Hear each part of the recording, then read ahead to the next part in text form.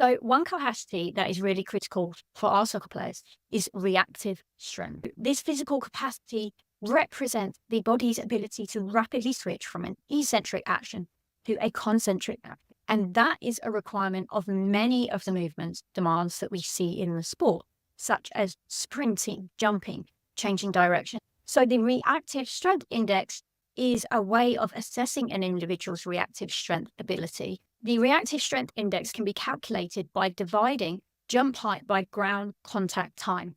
We want to understand how much time in the air an athlete can generate with as little as possible ground contact time.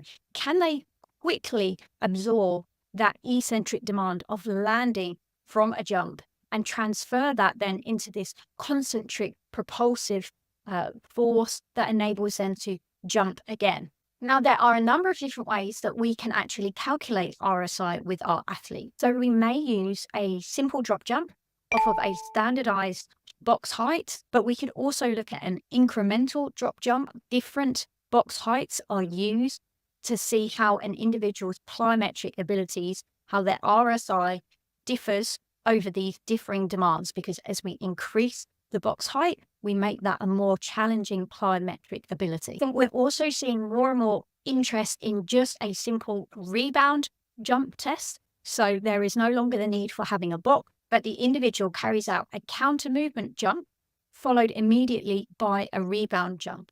So this then still allows us to look at that ground contact time against the jump height in the rebound jump, but we're removing the need for a box. There is also the 10-5 testing option, which starts with a simple counter movement jump, immediately followed by 10 bilateral repeated hops. From that, the 5 best reps out of the 10 in terms of RSI score are averaged to give the individual their score. So we have a number of different testing options, which you can select from depending on the capabilities of your athletes, as well as perhaps the time allowance that you have for testing. In terms of benchmark data, Eamon Flanagan, in collaboration with Output Sports, proposed this normative data guide for RSI based on data available in the literature, along with his own experiences. We can use this as a starting point, but we do want to understand this with our own athlete and our population. So then, if we have our RSI value, we have an outcome measure of our plyometric abilities within our athlete.